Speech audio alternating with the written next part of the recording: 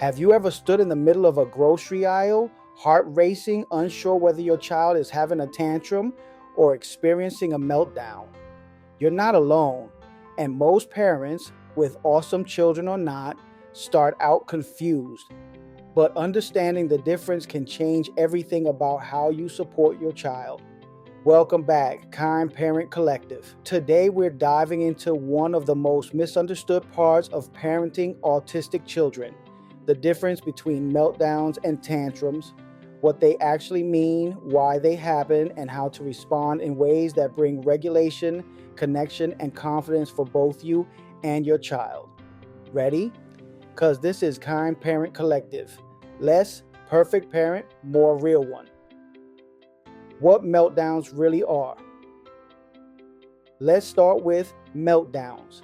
A meltdown is not a behavior strategy. It's not manipulation, defiance, or an attempt to get something. A meltdown is a loss of emotional and sensory control caused by overwhelm, stress, or sensory overload. Think of it like a pot of water boiling over.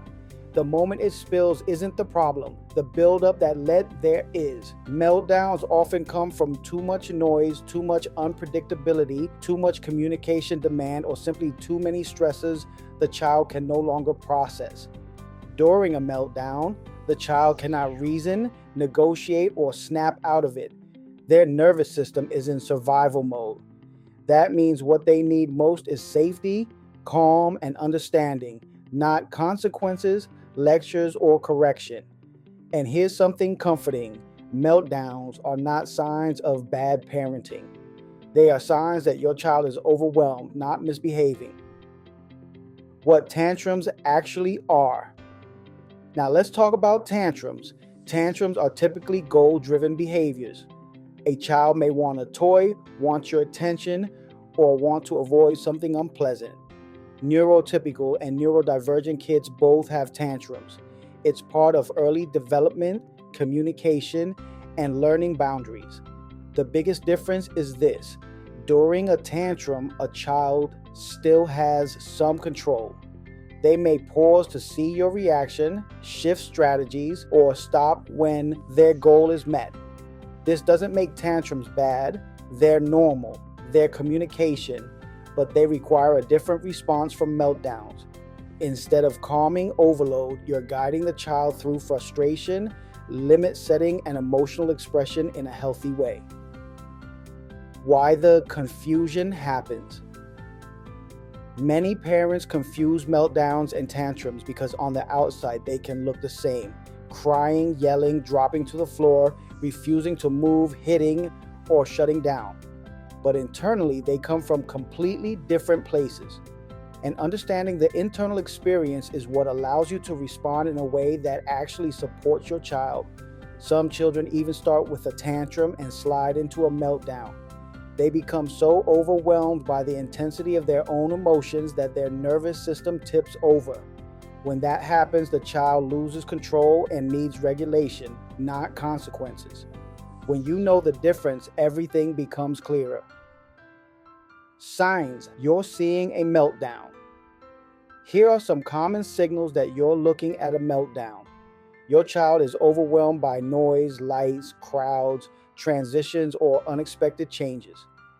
Their behavior escalates quickly and intensely. They aren't responding to reasoning or negotiation. They seem checked out, panicked, or stuck. The meltdown ends with exhaustion, not satisfaction. Your child may feel shame, sadness, or confusion afterward. A meltdown drains energy. It's not a strategy, it's a response to overload. Signs you're seeing a tantrum. Now, here are indicators you may be seeing a tantrum. The child is frustrated because a desire or goal isn't met. They stop briefly to see your reaction. The behavior shifts if the reward or outcome changes. They still maintain some control even if they're upset. The behavior ends when the need is met or the boundary is reinforced. Tantrums are about communication and boundaries, not sensory overload.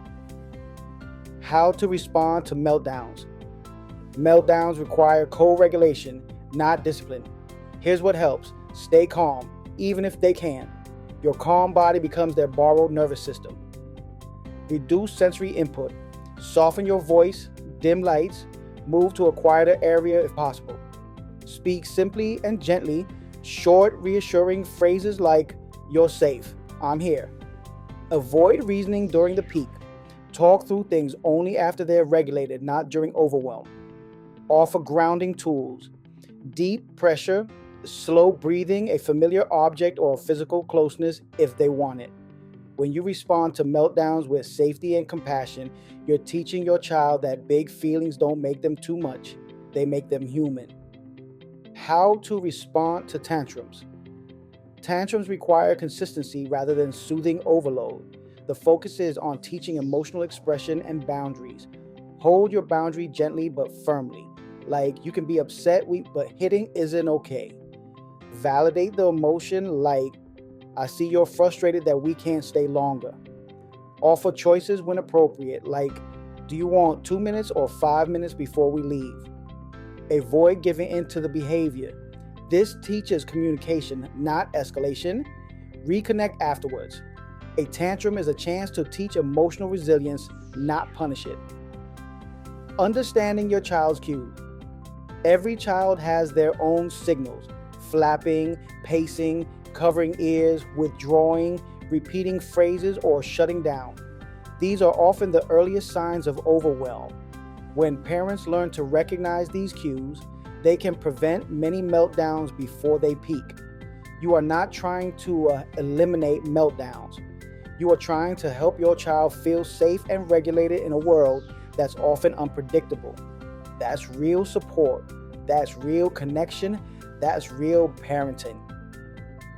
When in doubt, assume overwhelm. Here's a simple rule that helps many parents. If you're unsure whether it's a meltdown or tantrum, treat it like a meltdown. Why? Because responding with connection instead of correction never harms a child. It only builds trust and safety. Once they're calm, you can reflect, teach, and guide with clarity.